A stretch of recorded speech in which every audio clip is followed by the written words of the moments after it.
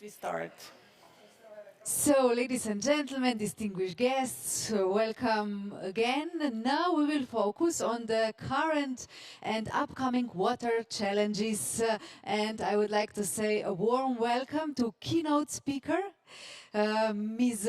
Zsuzsana Kocsis-Cooper, Priority Area Coordinator in Slovakia for the EUSDR PA4 Water Quality, Climate and Migratory Fish. Welcome, we are honored to host you all.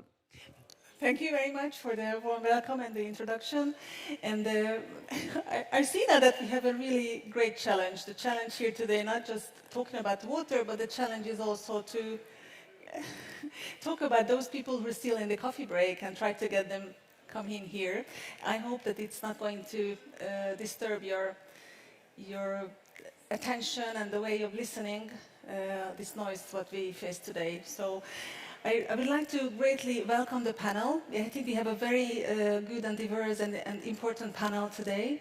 And I would like to first call to the podium Mrs. Birgit Vogel from the International Commission on Protection of the Danube. I'm sorry, I also got a little bit nervous. So the panel today is of an Executive Secretary, International Commission for the Protection of the Danube River from Austria.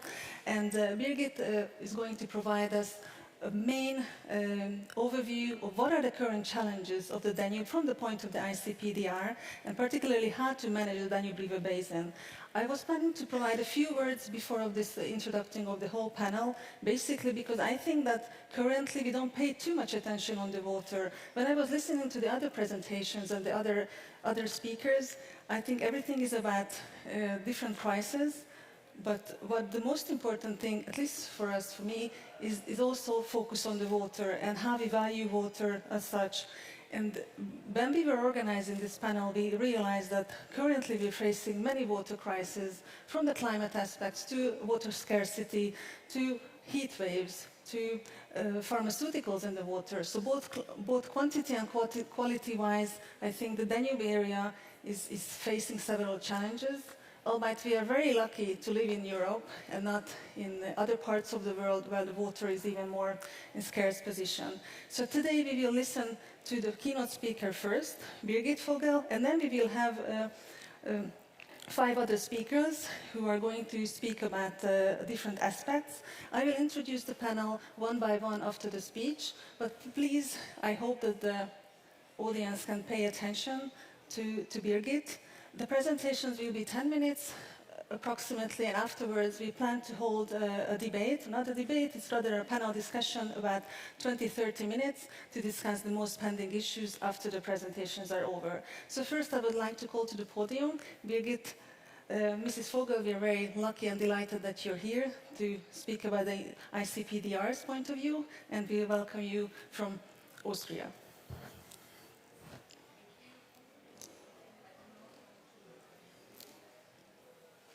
Now it works.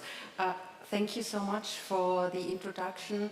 And by the way, as we totally see the importance of the EUSDR, of course, I set up the presentation that it's relevant for the ICPDR and the EUSDR in the sense of the cooperation that we are having as well.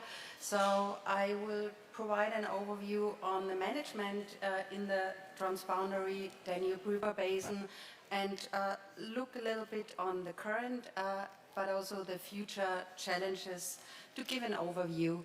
I'm sure you have seen this slide very often, but then again, I think it's always important to show it to really indicate the significance of the Danube River Basin. It covers 10% of the surface area of continental Europe, so it really has a significance, and there is a challenge to manage it on the transboundary level, the 19 countries that share the basin, but I'm also proud to say that the ICPDR is accepted as a role model in transboundary cooperation when we speak globally. it's all about diversity in the Danube River Basin. We heard this very often yesterday and also today, and there's a lot of transformation taking place when it comes to the cooperation, and it's very important to look at this transformation and take it serious. When the Danube River Protection Convention was signed, and we are going to celebrate the 30 years anniversary next year, so this is going to be a landmark, of course. It was signed by 12 countries, and at that stage there was only one EU member state, that was Germany, and the others were following. The reason why I'm mentioning this, I think it has relevance when we look at the transition of Moldova and Ukraine into the European Union, because the ICPDR supported the capacity building of the candidate countries and also help them in their accession process. So I think a lot of examples can be taken from that. It was an important milestone when the EU Water Framework Directive came into place in enforcement in the year 2000, and this is now the policy that really also determines the management of the Danube River Basin. We have a high diversity, 9 EU member states and 5 upcoming new member states in candidate status that have always been committed to also implement the EU directives as far as possible through the Sofia Declaration that was signed in the year 2000. I mentioned the cooperation with the EUSDR that is crucially important to the ICPDR, and there's a joint paper on cooperation, the EUSDR saying there needs to be a coordination in the alignment of the funding that is available, but also contributing to the strengthening of the synergies and similarities to prevent duplication of the work ICPDR and EUSDR. And if we look at the ICPDR, it's really the legal basis for the cooperation in the field of water resources management, and we are closely cooperating with the priority areas 1A, 4, 5 and 6. Lots of challenges in the Danube River Basin. Human pressures date back long ago, middle of the 19th century, when pollution from agglomerations to the water bodies in the Danube River Basin started, but also hydromorphological alterations due to draining for the benefit of agriculture. And today the ICPDR is responding to this with a transnational monitoring, with sustainable strategies, a climate change adaptation strategy, a joint statement for navigation and environment, sustainable hydropower and also sustainable agriculture. Of course, the transformation of national approaches regarding river basin management and bringing them to the basin-wide level is very important. We do have management plans on the basin-wide scale, one aligned to the Water Framework Directive, the Danube River Basin Management Plan, the last edition from 2021, and the Flood Risk Management Plan that supports making the Danube River Basin safer. Each 6 years we do have ministerial meetings ending in a Danube declarations where the ministers of the Danube River Basin reconfirm measures to be taken and also set up new measures in order to achieve our vision of a cleaner, healthier and safer basin. In general, when it comes to the management, we are tackling 5 significant water management issues: organic pollution, nutrient pollution, hazardous substances pollution, hydromorphological alterations, and of course climate change as well. A lot of activities and assessments are linked to it. And it's very important to me, and of course the countries of the Danube River Basin, to show achievements, the achievements that stem from our joint measures over the last 30 years. And I want to show the improvement regarding basin-wide wastewater treatment. On the left side you can see the status of wastewater treatment in 2009, the first management plan. The blue dots indicating wastewater treatment that has been in place, functioning in 2009, and the red dots are no treatment or partial treatment. If we look at the status at 2021, you can see that the blue dots significantly increased, and there are numbers linked to it. We succeeded to reduce organic emissions by 60%. That is linked to an investment in wastewater treatment of 28 billion euros. So that's a lot. 6,000 wastewater treatment projects. In addition, we succeeded to reduce 30% of nitrogen emissions and 50% of phosphorus emissions, 1,700 projects. So all of this is happening in the cooperation in the Danube River Basin. There are also other aspects. I can't present them all today because it would exceed the time. We are also working on ecological status to achieve good water status in the basin. The sturgeon is our flagship species, and we are currently working through an EU project, VPAS, to find a feasibility to make the Iron Gate Dam passable. If this will be successful with an implemented measure, we will actually succeed to connect 1,800 Danube River kilometers, and that would be a significant achievement, having an impact on the ecology and biodiversity of the basin. Climate change, I mean, it's clear on the global, on the European level, and therefore also in the Danube River Basin, climate change is really challenging us. We do have floods. They were extreme, looking at Slovenia this year as well, or at Serbia. But we also have droughts, and we have an increasing faster alteration between extreme events, droughts and floods. But there's a clear trend in increasing temperatures and decreasing precipitation over the last 30 years, and drought events and low flows have been increasing as well, linked to these economic losses. And we also have to be realistic that if these drought events, as expected, become more frequent and more intense, the competition over water will also increase through the water uses like agriculture, hydropower, and of course water supply. So we discussed within the ICPDR what can we do, and the contracting parties are of course considering drought as a significant topic that has to be tackled. So we had an internal workshop in June in Belgrade to discuss actually what and how can we tackle drought and low water levels on the basin-wide scale, and we had very good outcomes.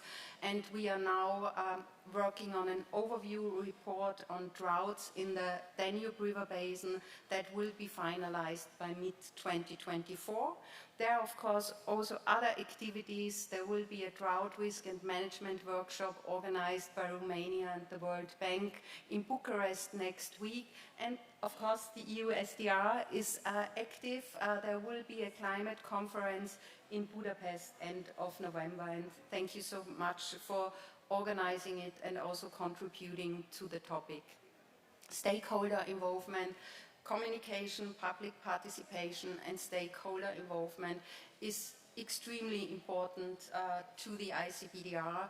We are involving observers in our expert groups and in our plenary meetings, and at the moment 24 observers are actively involved in our work. We celebrate Danube Day every year on the 29th of June to raise awareness with the public and to make the public aware how important our water resources are in the Danube Basin. We are currently reopening and revising the joint statement on navigation to bring it up to date and link it to climate change events, and to be able to react faster and more flexibly to the quickly changing climate. I mentioned the sustainable hydropower development and sustainable agriculture. These are documents that are publicly available on our new web page. So of course, for the future, it will be equally and even more important to involve stakeholders and also the water users when it comes to climate change. So we cannot work without involving the water users to get something tangible and good measures out of the climate change topic. I'm coming to my last slide, if my last slide wants to show up. What's the way into the future? Of course, it will be crucially important to the ICPDR as it is to the EUSDR to react to challenges with an innovative and transformative approach. Basin-wide cooperation will, of course, be the key tool to have further achievements. The economic and climate situation is challenging the Danube River Basin, including the invasive war in the Ukraine. We will observe possible hampers on cooperation and, of course, counteract as far as possible flexibly, making use of the great will and trust in our cooperation framework. We will ensure adaptation to fast-changing conditions, and we will have to do that faster and in an innovative and more flexible way, as we have to achieve water resilience, tackling quality and quantity. So it has to come together. We will be responding to future challenges, and there are some key aspects I would like to give as a message in the end. The Danube will always stay a unifying and connecting river, and we will align to the European attitude and basic principle to leave no single country behind. We, of course, want to stay a champion in cooperation and transboundary river basin management. And, of course, in that sense, it's important to transparently share information and involve the stakeholders. And with this, I hope I was able to provide an overview of what is challenging all of us in the Danube River Basin. And I hand over to you again. Thank you. Excellent, Birgit, and thank you very much. I think it's a great applause for the keynote speech. And indeed, we greatly appreciate the smooth cooperation with the ICPDR from the past and also to the future. You may be aware, and I see in the audience that most of you are familiar with the structure of the Danube, but just for a note of those who are not as much into the insights, the water quality criteria is coordinated by Slovakia and Hungary. So these two countries are greatly assisted by the ICPDR, and ICPDR is a strategic partner to us also in our Danube PAC projects. And then we really appreciate that we have Birgit with us today, because he provided a great overview of all the challenges on the current and forthcoming periods. And we see that we have a lot still to do, and I hope that we can discuss this in the panel. So thank you very much for the keynote. And just a few words about how we were trying to organize this panel. We wanted to balance it to bring international organizations, also NGOs, also the Commission, and also the coordinating countries, and also Ukraine. So we were trying to mix all these, so we would have a very diverse panel. And I'm delighted to introduce our first speaker after the keynote speak. Is Professor Dr. Chari Tjaša Giessler Bulc. I had a difficulty to pronouncing, I hope I did it right. And she's a regional chair of a global water partnership, Central and Eastern Europe. And she will provide an insight of nature-based solutions, basically, and how the GVP works. And she's coming from Slovenia, and I understand that she might not be with us all the way. So we will call some questions after your presentation, as you might need to leave before the whole panel ends. So please, Tjaša, the floor is yours. Thank you. You can move further. No, you can. Oh, sorry, I thought it's... Yeah. So the Global Water Partnership is a big organization having 3,000 partner organizations and 13 countries all around the world. So we are very focused on facilitating change what is needed today, offering a neutral platform to many stakeholders to put the expert and practitioner together, and contributing also to technical knowledge. What is our wish is to serve as a knowledge platform. And it's this one, okay? Okay. So, and our region is Central Eastern Europe, where we have actually a quarter of European population. It's 150 million people live in our region. We also have Ukraine and Moldova as very important partners, and here we are focusing very much on the transboundary cooperation, on water security agenda. Then we are working very much with the youth, like summer schools, youth professional, young professionals, and we like to transfer our good practices within the region, but also outside the border of our regions.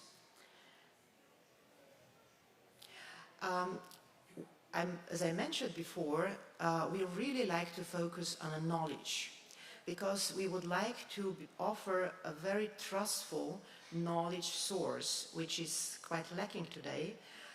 Therefore, we have a big pool of experts, and in which to facilitate that, there was a toolbox of integrated water resource management done within the Action Hub. And here we want to learn, to explore, to connect. Of course, good practice to connect with experts and offer especially expert knowledge on the drought and floods, on sustainable sanitation, also having task forces for sustainable sanitation, and of course also on nature-based solutions. Therefore, we establish also a community of practice to facilitate the nature-based solution activities, where we would like to also overcome the gap between the experts and investors, for example, or some people on the ground, or to offer some knowledge to the local government. And we are organizing a lot of events, a lot of workshops, and any other form of communication. And now we have 1,000, almost 200 members, having almost 60 events. There is some other opportunity, discussion, but what would you like to attract is young professionals. So also organizing summer schools, we are attracting them to enter and starting to be motivated to contribute the community of practice. Now we are in the another action. We would like to establish a water community for Ukraine in a similar way, to start to collect and transfer the knowledge for the reconstruction of the Ukraine. To offer even more access for the nature-based solution, we established a tool which is devoted especially for nature-based solution, where we made a community of 640 experts from almost 40 countries around Europe to face the floods and droughts and all the issues regarding the climate change in the cities. And we are looking how to close the material and energy flows within the cities. Also one of the NBS, which is very important, is the urban agriculture. And agriculture could be a very good trigger to close the cycles in the cities. So we are transferring our knowledge also to cities around the world, like from Rotterdam, Oslo, Andernach to Havana, also Lomé, Montevideo, to start to urban agriculture in many different ways. And of course, the main topic is sustainable management, and of course, looking for the social cohesion.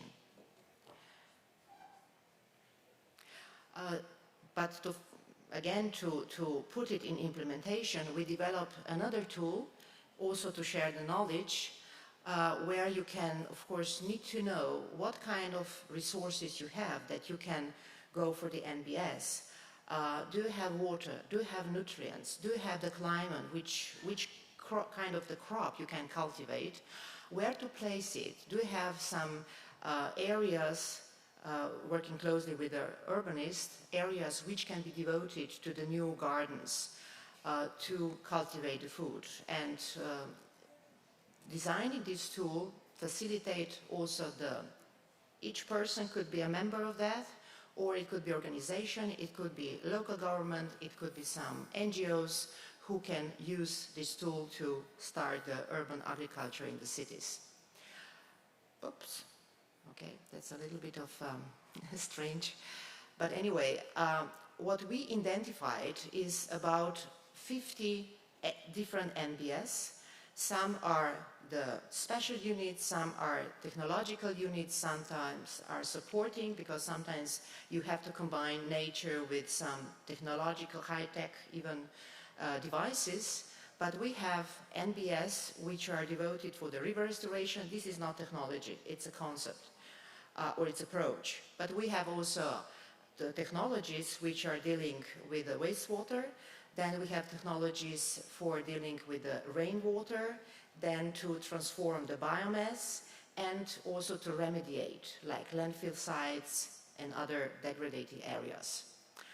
So we are tackling how to use the water, nutrients, biomass with a living organism, and considering the energy, like a waste energy in the warm water or the grey water, how to cycle this, because we believe if we cycle that, we can reduce the pollution, we can reduce the eutrophication. So what we do is to have a demonstrate sites where we can organize workshops showing students, young professionals and experts how to cycle, what can be treated as a green product, and of course what is the health risk and what is the benefits.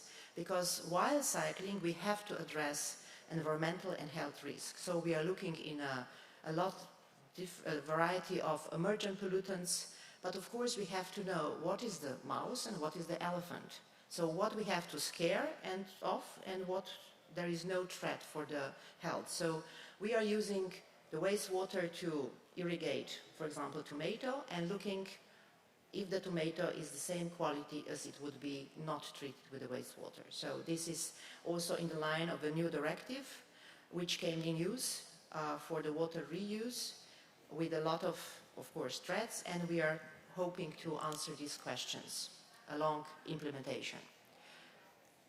So, thank you. Thank you very much, Tjaša. It was really an excellent overview of your activities. And I also wanted to raise a question, because you might not be at the end of the panel. What do you see as the most pending challenge, a water-related challenge? And in your activities, what do you think, how you can contribute, or your organization can contribute to overcome these? Yeah, thank you. So we are all looking for the answering the question what to do in the future. So what we are observing now, we have fluctuation of droughts and floods all the time, high temperatures, and this is something what is natural in the ecosystems. But however, we have to start to raise the peaks, because the peaks are the problem. High water, high temperature, or missing the water. So we have to adapt to these peaks, or we have to cut the peaks. And there are a lot of measures that we can address this. So measures, of course, are divided in the agricultural sector or rural areas and in the cities. In rural areas, we can provide kind of hot or one-spot services on the local level, governmental level, to advise farmers to use alternative sources of nutrients, alternative sources of water, using the rainwater, using the wastewater, using the slurry, using the biomass, and to cycle it. Then we can advise them to use different crops, which is already implemented in many places.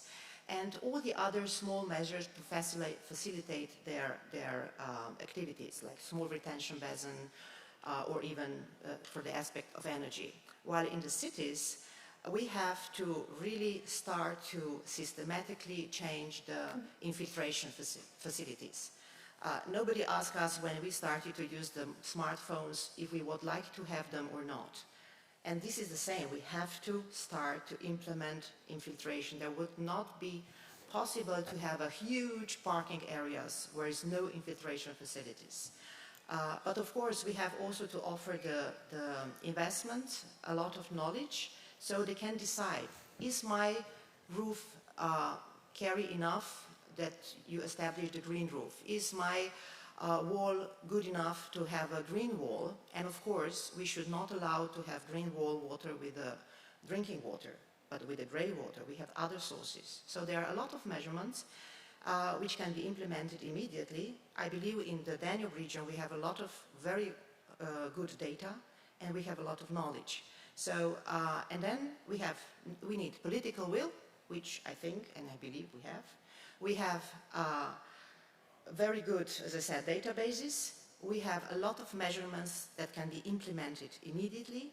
We have to look for the fundraising or with a scheme of banking to offer a very interesting scheme for the investors, and the tools or the knowledge what to help the investors to decide which measures it's good to take, and of course, as I said, one-spot info offices to advise people how to adapt. And there is nothing to wait for. Thank you. Thank you very much. I think and we also wanted to praise the Global Water Partnership for involving of the youth, because we see that you do an excellent job, and it's also an example for us in the Danube, how you do it with all this teaching and e-learning and the different materials, the involvement of the youth. I think that can be also a key towards our joint future. Thank you very much. Yes, and we appreciate that you can be here with us today. Thank you. And we turn now to the next item and also to the next speaker, and we're really great and really appreciate that you can provided and accepted our invitation to today's discussion, because sometimes we have difficulties with reaching the European Commission, and to have it here and not online, I think it's really a great pleasure to welcome Dario Masante from the Joint Research Center, and he's from the European Commission and Disaster Risk Management Unit, and his main focus will be on a European Drought Observatory for Resilience and Adaptation. So again, it will be a short presentation on the drought topic. So Dario, the floor is yours. Okay, thanks for the invitation. I'm here on behalf of the European Drought Observatory. We are part of the Copernicus Emergency Management Service. So I'm talking a bit about drought. Now, concerning drought, the problem is not just about quantity itself, but it's also a quality issue, because you may know that if you have less water, you have a higher concentration of pollutants, salinity, and then you may also have a delay in impacts when you have flood. The loadings in the river are discharged altogether because they were not washed away during the drought. Then you have problems with eutrophication, low oxygen temperatures, increase at higher rates when you have little water. So that also a drought is a problem for also quality, not just quantity. But at the moment we are mostly focused on quantity. Of course, that's what we focus the most at the observatory. And now, what's the picture where we come from? In the recent years, there's been globally an increase in both frequency and intensity of droughts. But if we look closer to Europe, for instance, there are regional differences. This trend is very evident for the Mediterranean and the Atlantic regions. The kind of opposite trend is being observed for Northern Europe. For Central Europe, it's a bit of mixed. The upper part of the Danube is seeing less water in recent years, but also has seen overall the river basin an increase in both frequency and also intensity to a lesser extent in water discharge at this point, especially during spring and summers. What can we expect for the future? We made some projections, which is part of the work we do. And again, not all regions across Europe are all the same. So we looked at different warming levels. In this slide, actually, they are mixed together, 3 different warming levels. And we see that there are differences. Of course, unfortunately, the Mediterranean, which is already experiences an increase in droughts, is going to, it's not going to be any better in any of the scenarios. Same for Atlantic to a lesser extent. Then we look at Central Europe. It's a bit of a mix again. Of course, these projections have quite a lot of uncertainty. So we actually, it's very difficult to predict, many years in advance what will happen. But the key here, the key message that despite there might not be changes in precipitation, for instance, still extremes may happen more frequently and more severely. So this leads us to think about preparedness and adaptation more. The reason for this variability, I mean, I don't have time to talk about this, but okay, let me go ahead. Otherwise, I will not make it.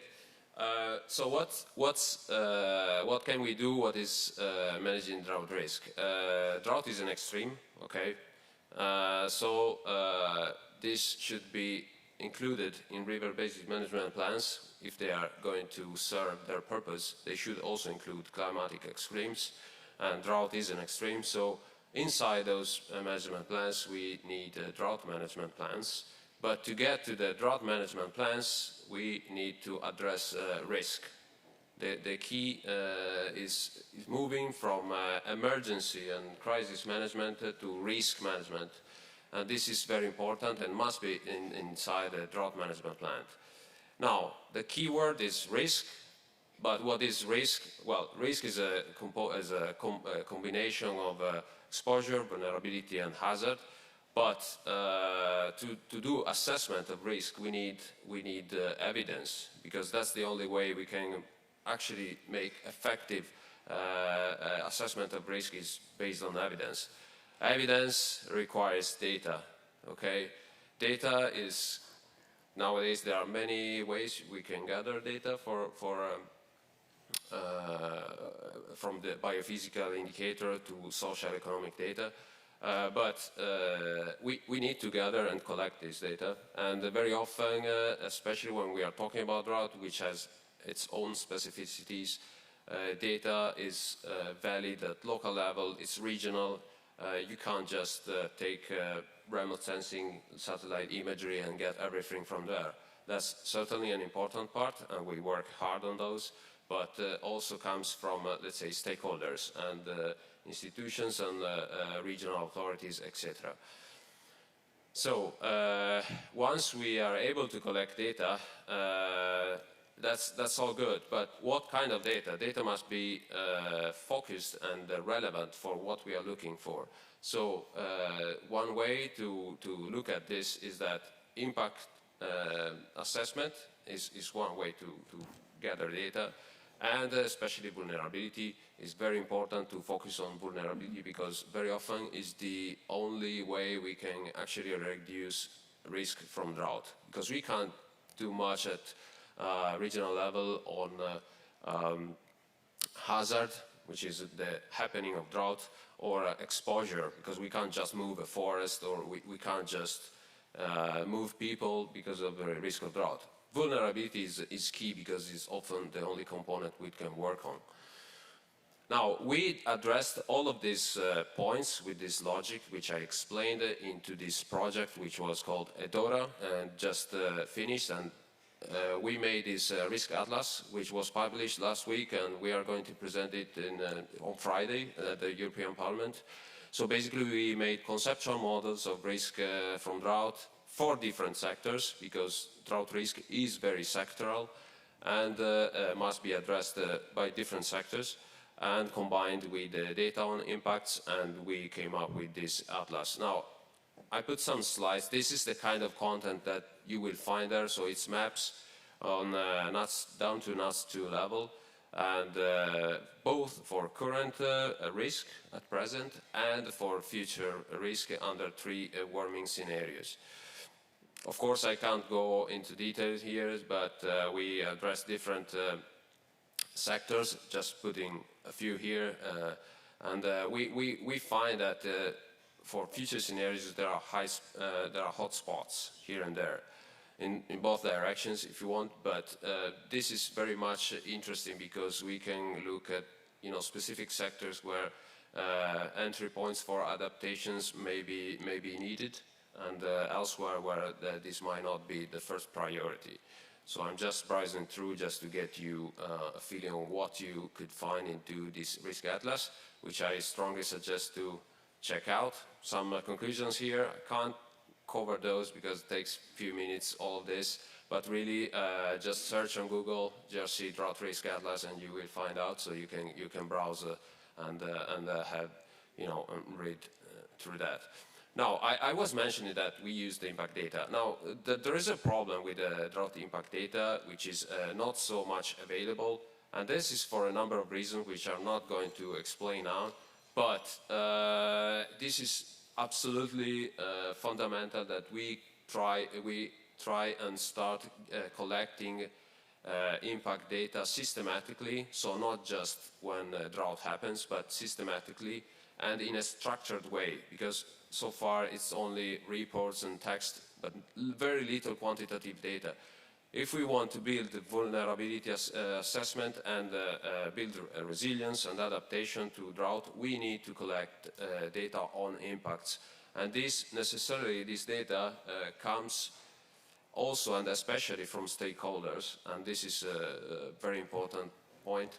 We are also trying within this project and are continuing to build a community of practice, so that, or a network if you want, so that we are able to talk to regional, local and actors which are in touch with the real reality of drought and collect directly data from there. Now we also, for this purpose, we also had set up this database of drought impact, which includes an interface which will be fully open source, and so we can also give it to others so that they can build their own instance of the database if they want to start collecting data on the drought impacts. And this is very important. Again, we are fostering the adoption of these databases. And yeah, so I think my time is gone. So the focus is very much on reducing risk, and I'm going to conclude with this. Reducing risk means addressing different aspects, okay? But again, evidence must drive all of these actions, and to have evidence, we need a solid and robust base of data, and it's not just about hazard, so the meteorological droughts, is it going to rain or not, but also looking at the vulnerabilities, so how much replanted, simple questions, but are actually very difficult to answer very often. How much water demands, where there is irrigation, where are investments made at the moment, technologies, etc., etc. And I wanted to mention also drought management plans. This is a key item, but I don't have time, so I will just conclude. Thank you very much. Okay. Thank you. Thank you. Dario, it was really an excellent overview, and I would just like to congratulate for this massive work done, and congratulate for this European Drought Risk Atlas, because I think it will be a must key document for everybody to look into, and whether it's in an urban area or whether it's working in the rural area, and whether it's agriculture or in cities, I think it's also for politicians, not only for policymakers, but for politicians. I think it will be a very key starting point to look at deeply for the future risks. So thank you very much for presenting this to us, and I hope we can speak about this later in the discussions. And now, after over Thank you very much, Tjaša, and thanks that we could have you here. And thank you. Yeah.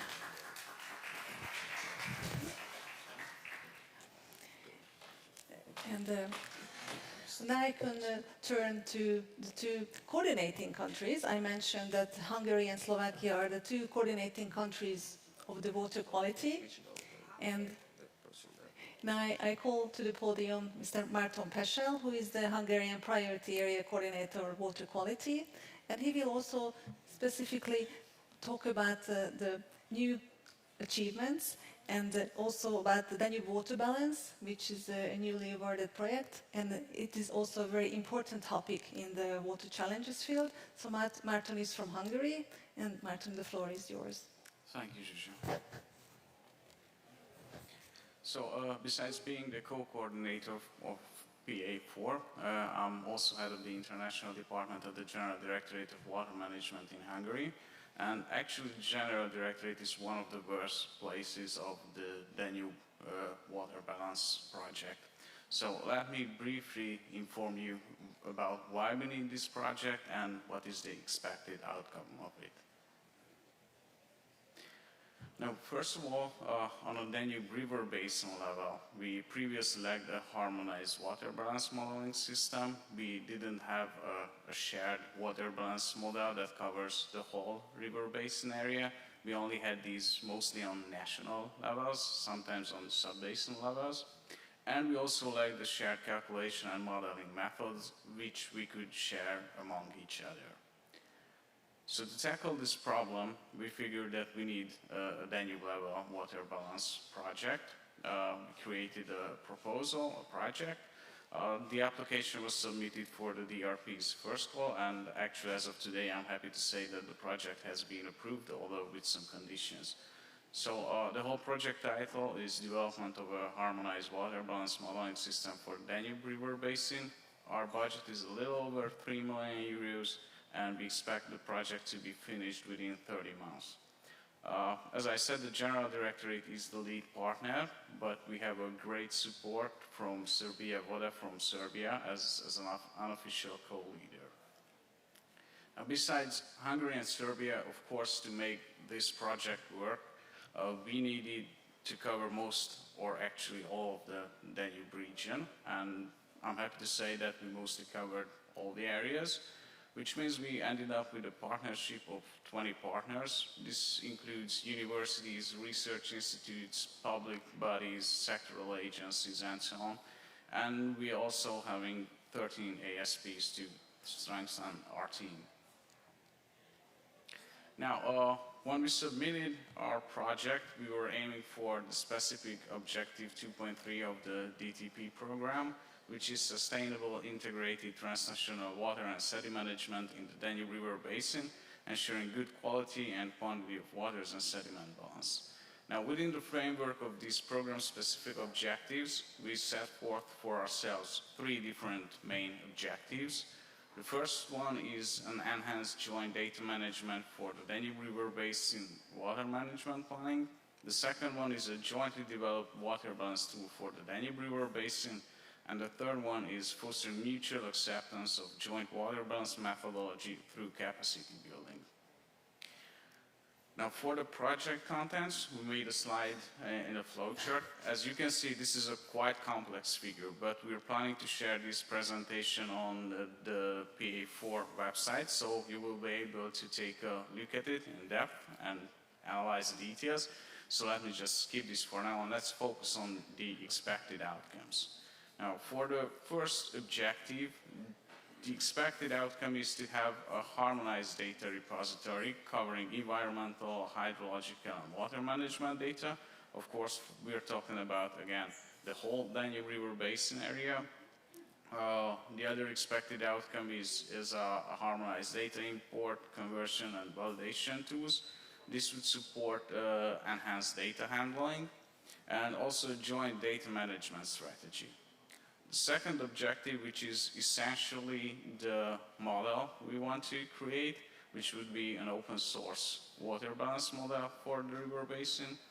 And the third output of the third objective is toolbox for post-processing visualization and interpretation of different components of this model we will do, and to have shared knowledge on joint water balance methodology. This would be something we could share among the countries involved in the project, and we would really like to have stakeholder insight into certain transboundary and sub-basin level issues. The model would be able to be around for past and future conditions, different scenarios. Now, let me talk about, as I said, the output of the third objective is basically the water balance model. As I already mentioned, this would be an open source model. This would help to improve data management for the calculation, and we are also planning to have 4 pilot sub-basin areas, which would be the Tisa, Morava, the Drina, and the Upper Sava. We have looked at several different softwares to use to create the model, but actually we ended up with community water management model coupled with Modflow software, which, as I said, is an open source model. Now, as I said, the project is just about to start now, so the real hard work is just about to start. But so far, I have to say, all the participants, all the partners were really enthusiastic about this mission, so to say. But I especially have to thank the core group members. The ICPDR Secretariat showed real great support throughout creating this project.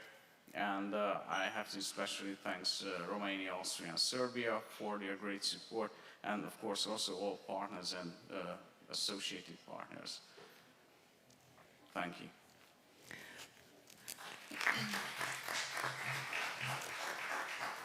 Thank you very much, Márton. For us, it was difficult when we were organizing this panel what kind of presentation we shall ask from the coordinators of the priority areas, because then they are several topics, and then we can speak about so many aspects and strategic projects, and we thought that the water balance is a topic and an issue which is new, which was needed by the Danube states, and so that's why we asked Márton to focus on this. But of course, the PA4 is also focusing on several other issues. What Danka Thalmeinerová is going to introduce us from Slovakia, from the Slovakian Ministry of Environment, for Nature and Environmental Protection. She will speak about the Danube region, water quality, climate and migratory fish risks. But I understand that Danka is working on much more and many other issues than the migratory fish. But she will have a few slides on this aspect, climate and migratory fish, and afterwards she can also share her great experience and vision about any other topics. So Danka, the floor is yours. Yeah. Thank you. Also, thank you for the invitation. After these excellent speakers, I have a challenge, not only the water challenges, but when I get prepared for this forum, I like the idea of the forum. Well, usually I'm attending conferences where water people speak to water people.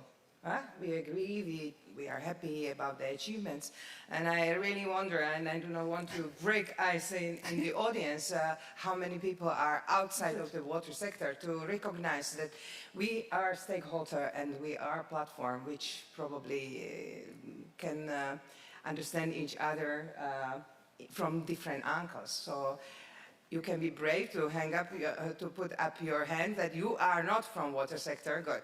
Okay, great. So another challenge which I have is to speak about the migratory fish. You know, in the water sector we have so many problems. Put water to everybody. We have less water. We have too much water. We have too much polluted water, right? And why I'm going to speak about migratory fish?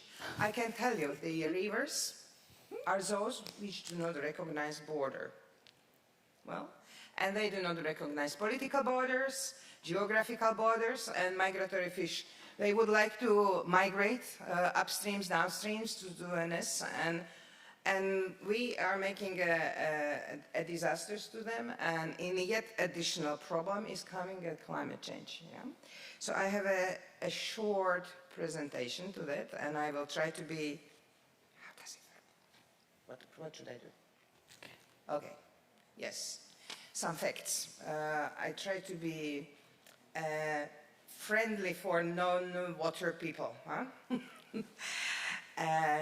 The population of migratory freshwater fish species have decreased in average 76% over the last 30-40 years.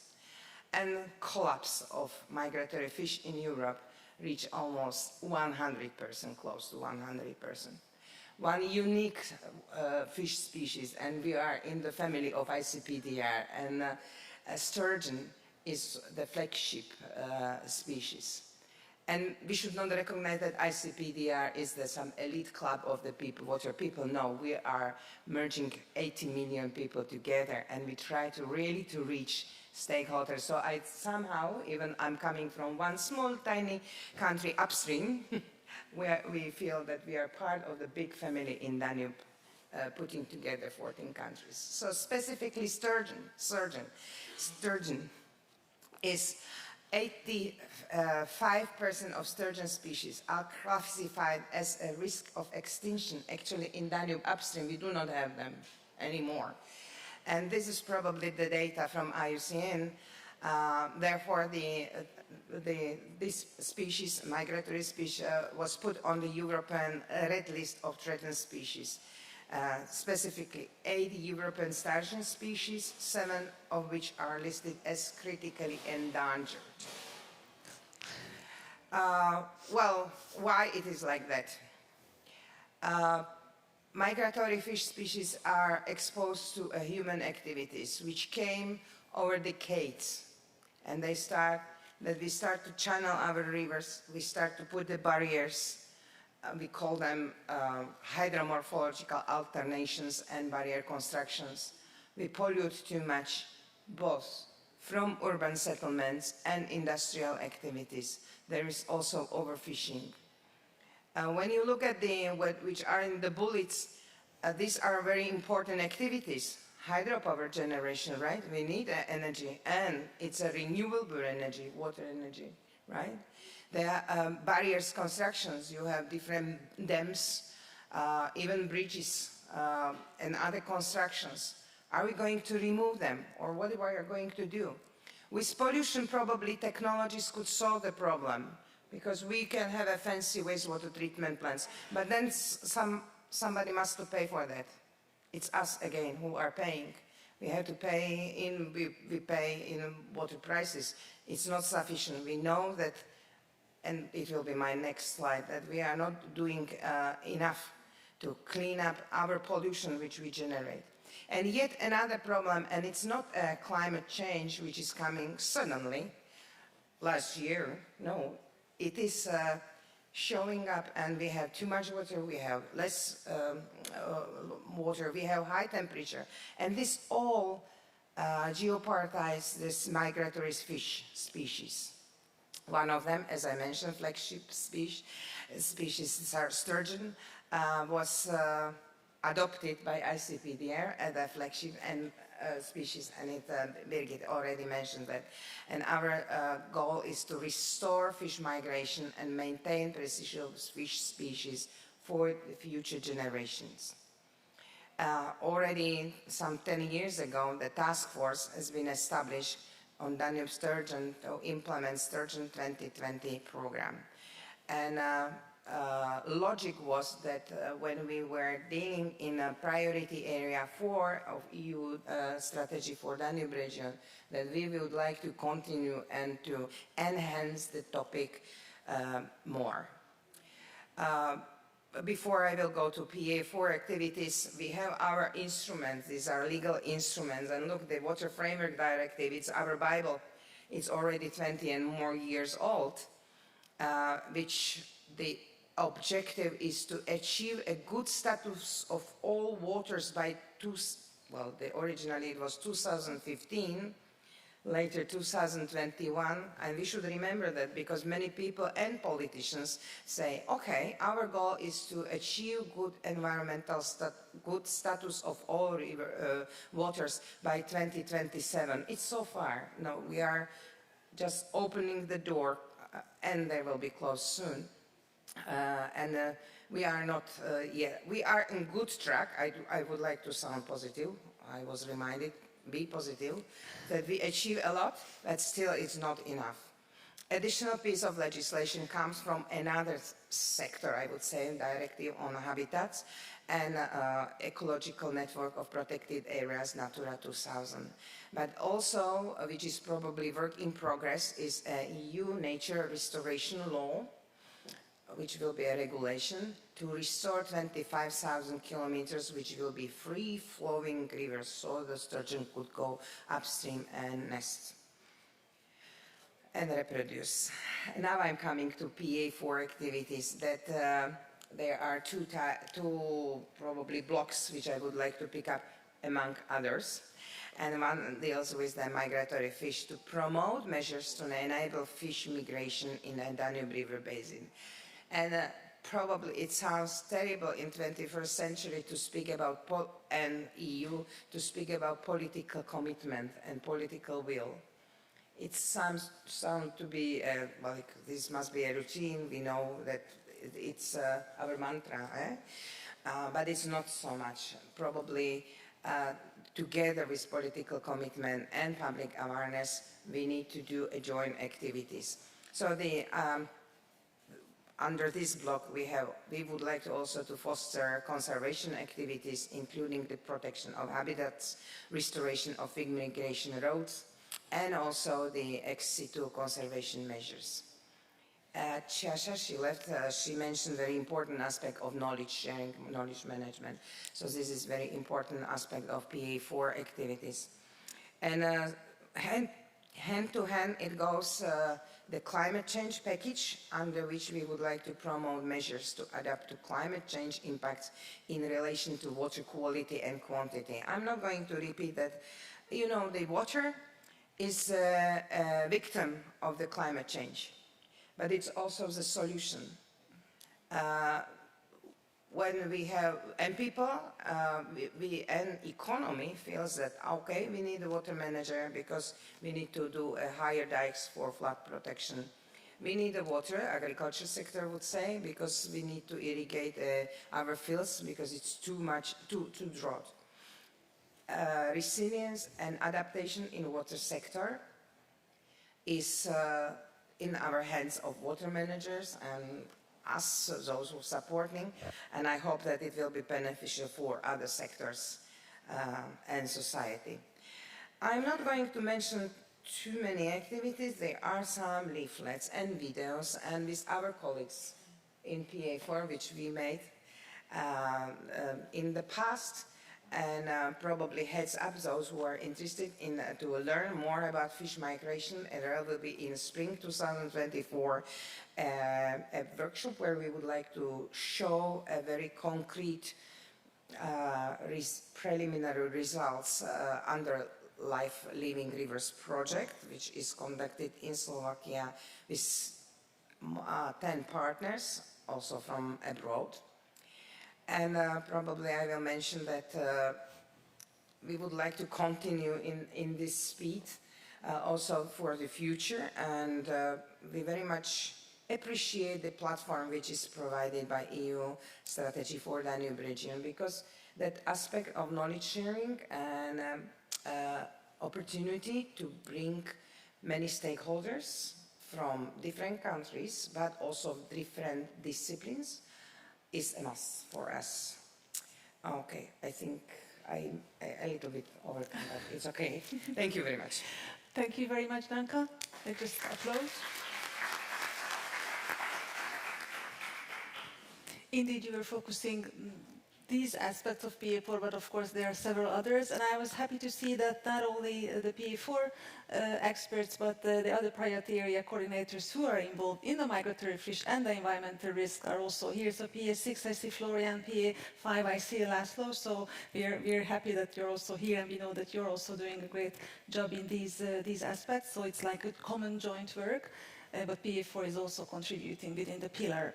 So thank you very much, Danka, for this great overview. And I turn to the speaker of the panel, the final speaker, who's the Kálmán Szanyi, and he's coming from Ukraine. And I think everybody is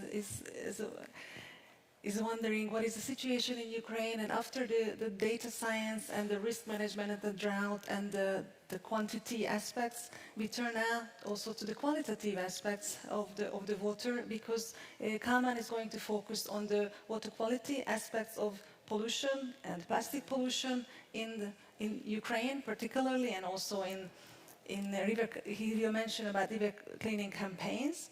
Kálmán is from the PAPILIO NGO for nature and environmental protection and waste pollution on the Danube catchment, river cleaning campaigns, and the tidy up is the title of his presentation. And Kálmán from Ukraine, the floor is yours. Thank you very much for the word and dear audience. I will speak somewhat about the waste pollution situation in the Danube River Basin, and especially in Transcarpathia. At first, I want to introduce our association, which name is for the Nature and Environmental Protection, PAPILIO.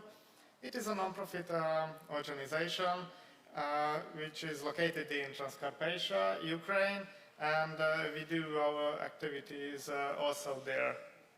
It was founded in 2014 by young scientists, and there are still several researchers among us. Our main aims are to explore and spread the natural values of Transcarpathia and spread an ecological attitude among local people. And for this purpose, we organize several awareness-raising events and conduct several ecological investigations. And besides this, we put high emphasis on the environmental education as well. But I think that pictures say more than 1,000 words, so I brought some pictures to you. Here you can see some moments of our work. And here you can see that several children and adults used to participate in our event. It is important to mention that in Transcarpathia the environmental education is in very low level, but in the pictures you can see that the locals are really enthusiastic to learn new things about their environment, and they are participated in high number in our events. Transcarpathia has just a quite small area within the Danube River Basin, but its effect on the waste pollution of that is very huge. The Tisza River, which is the tributary of the Danube, originates in Transcarpathia, and it can be considered as one of the most heavily polluted river in the European Union.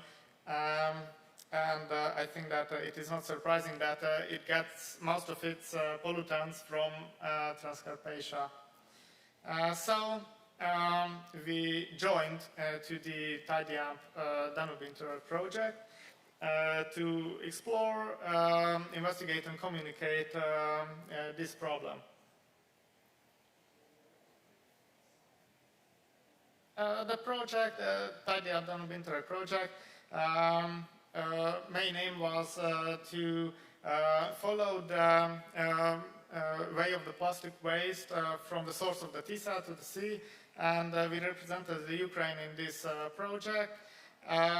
Which was started in 2020, and with the involvement of 10 partners coming from 7 countries, and the success of the project is proved by it was selected as a Danube strategic flagship project.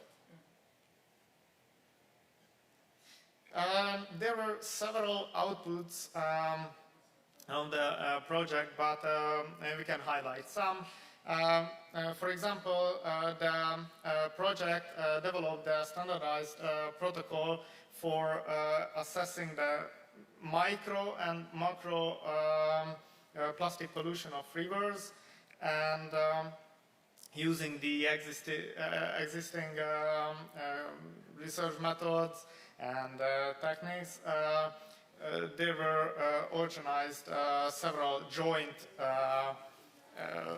cleanup events within the Danube catchment, and there were several awareness raising events as well. For example, waste reduction forums, toolkits, and roundtable discussions were organized. And to facilitate its spread, there were written several hand guides, waste reduction toolkit materials, and etc. And one of the most important output of the project was policy guidance on managing plastic pollution in the Danube River basin.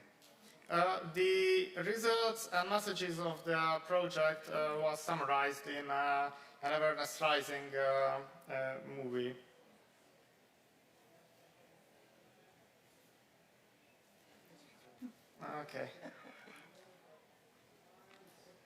Okay, thank you. We conducted, fortunately, several activities within the project, but due to the limited time, I would like to highlight just two of them.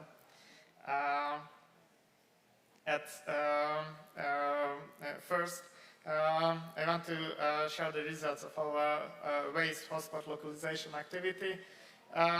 It was implemented by us in the Transcarpathian part of the Tisa River and on its main tributaries, and we monitored more than 100 riverine kilometers in these watercourses, and during it we recorded 141 heavily polluted points.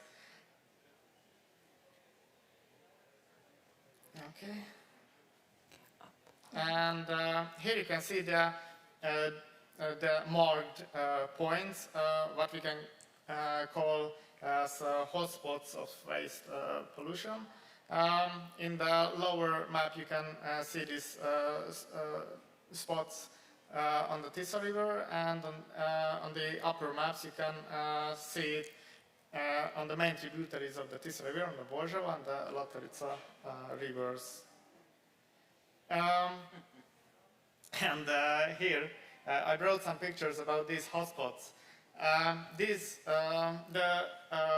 waste, mainly the plastic waste, can accumulate heavily in these rivers. And one of the main causes of this is that there are no official legal landfill sites in Transcarpathia, and people dump their waste in illegal landfills, which is usually located along or near watercourses, and with a flood, waste can easily enter to the river. And although it entered to the river in Transcarpathia, but it can easily flow through the Tisa to the other countries of the Danube catchment. As you can see, these hotspots usually located in forested areas, and due to it, most of them remains hidden from people's eye, and it is also a problem. And based on this hotspot localization activity, we selected one big hotspot in the Latorica River, in which we organized our first big cleanup activity. In this section of the Latorica River, there were a lot of fallen trees in the water, and due to it, very much waste, mainly plastic waste, could accumulated. And as you can see on the picture, we could easily stand on the bottom of the waste. That is not a floodplain area, that is the river, the Latorica River, which can be from 5 to 7 meters depth, so it is incredible. And I can connect to the fish fauna because a waste dam like it can totally inhibit the migration and reproduction of, for example, fishes. We organized this cleanup action in 2022 in May, and although there were a very unfortunate situation, what you are now, but despite it, 79 locals participated in the event, and with the help of them, during the 3-day, we could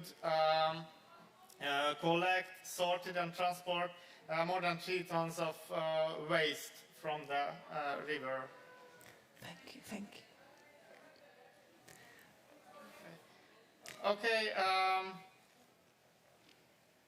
one back. Okay. It's tricky.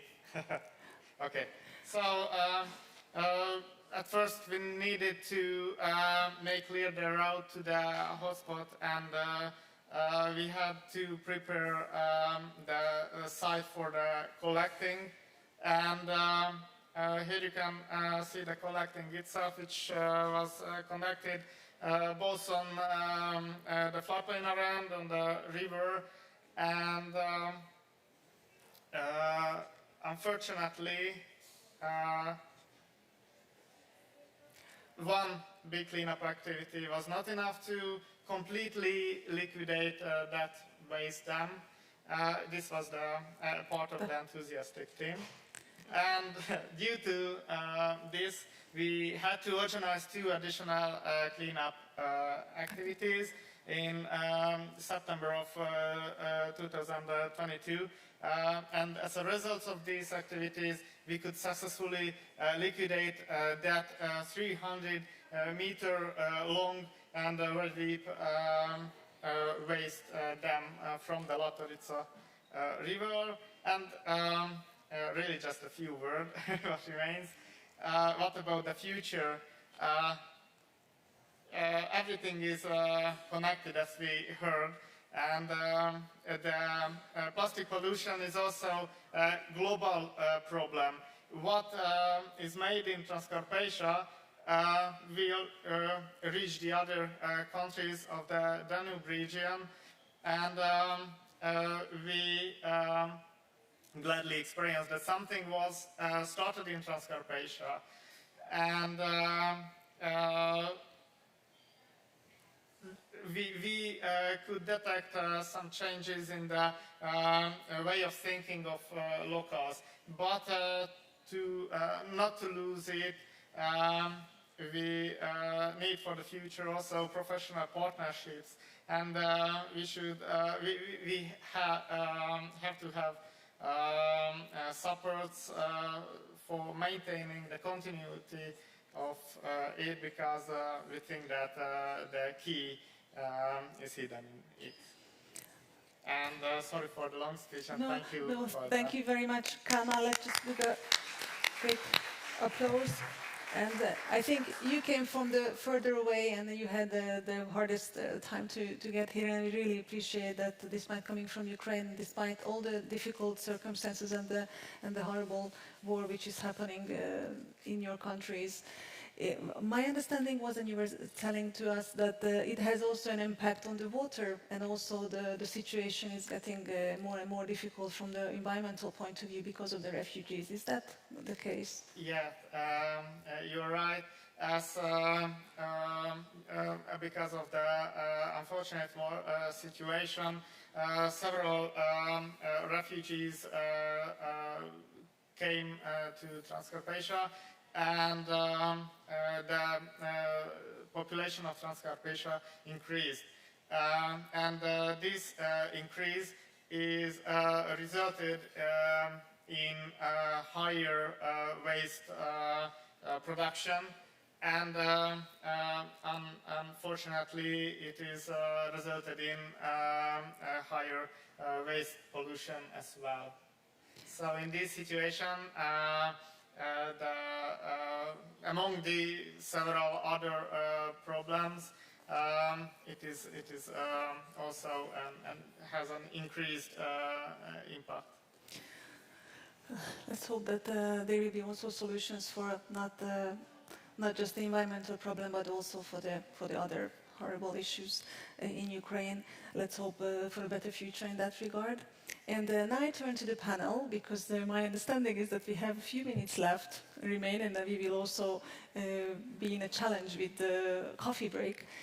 But I would like to ask all the panelists and turn to a question of what do you feel the most pending challenges from your point of view in relation to water? So Birgit, what do you think, what you would, and we can just have some focused sentences at the end, but what is the most important water challenge right now for you? Yeah, I could say a lot of things, but I'm not going to do that. So for me, it's the water resilience, looking at the water quantity and quality, and tackling the related challenges. And I think we have to do that together. I mean, there's so much competence on that, and to really gather the information. And then, of course, for the Danube River Basin, the topics related to the Ukraine, the ICPDR is very concerned about the bombing of the Danube harbors. What can we do when it comes to precautionary measures and not wait for the worst to happen? That's what I want to say. Thank you. Dario, what do you think the most pending challenge? Well, that's a difficult question, really, to reply in a few seconds. But I think implementing adaptation measures is very difficult. I'm thinking about drought, of course, but the risk very often is that we do some measures.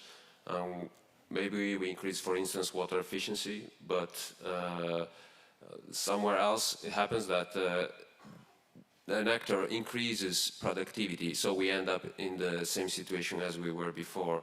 So just a kind of rebound effect. This is a risk always present from policy to operational activities, and really adaptation is a long way, but we don't have that much time, and it's a real challenge. Thank you very much, Dario, for these key words. And Márton and also Danka, from the Danube strategy point of view, what do you think the Danube can do for a better water world? Yeah, maybe we should respond to it, but just to go in order, I think, from my opinion, the PA4 and all the Danube region strategy priority areas are really a great forum to join together, share ideas, to facilitate projects, find the synergies, and move forward in an integrated way. Because many times I see that paradigm shift has already started, which is good, that we started to think on a river basin level instead of national levels.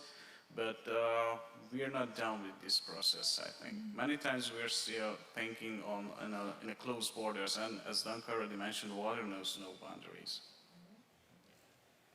Danka?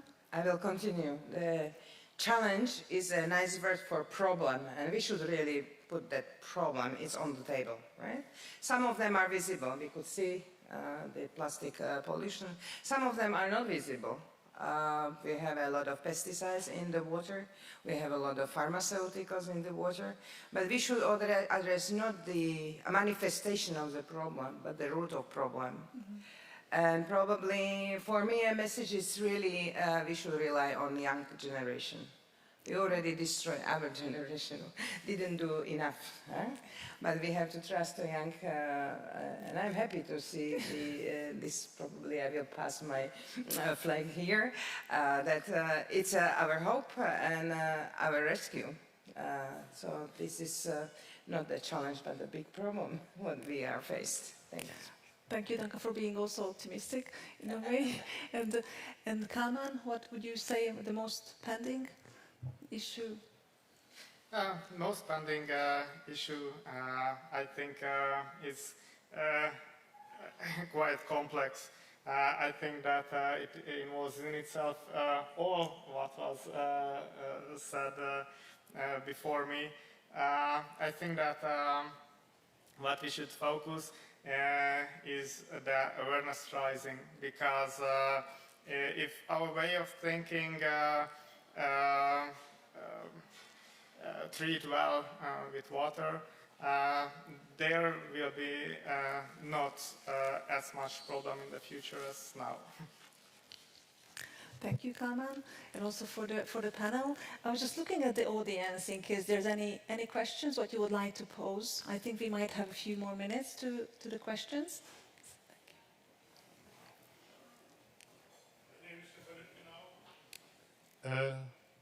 I'm head of the Danube Civil Society Forum. It's not a question, it's more a bit of a remark, because we have PA4, PA5 and PA6 here. In the upcoming presidency of Austria, we will hold an outgoing from civil society, a conference on the change in water circles till 2040 in the Danube region. Jointly, ICPDR is on board, other experts on board, University of Life Sciences on board. So I think this is important for you to know, and we will get into contact with you later on. Thank you very much. I think it's a very important information for us, and certainly we would like to also be informed and to cooperate with you. And we're lucky that water be on the agenda, because we believe that water has to be on the agenda. It's one of the most important issues, and I'm glad that also in the EU's, if you look at the future, the water resilience is in the focus now, and also now there's petition to promote or to add to the green issues, the blue issues. So it's not just the Green Deal, but the Blue Deal might come up later on. So I think the water has to be in the focus in our lives, and I'm very happy that even if for such a short period, then we can share your excellent thoughts and visions, and to share our challenges and also problems and some of the solutions what we faced today. So I'm happy to be here with you, and I hope that we can continue the discussions maybe in the coffee break.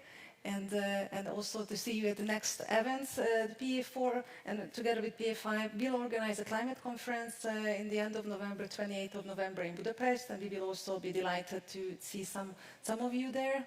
And we will also share, if I may ask the presenters, that we can share the presentations in the PA4 website, if you allow us, then we can also share the information to the public as well, because it's very important news what you shared with us. So thank you very much. With this, I would like to close the Waterside event, and happy that you could contribute to it. And thank you for the audience that you are staying with us today.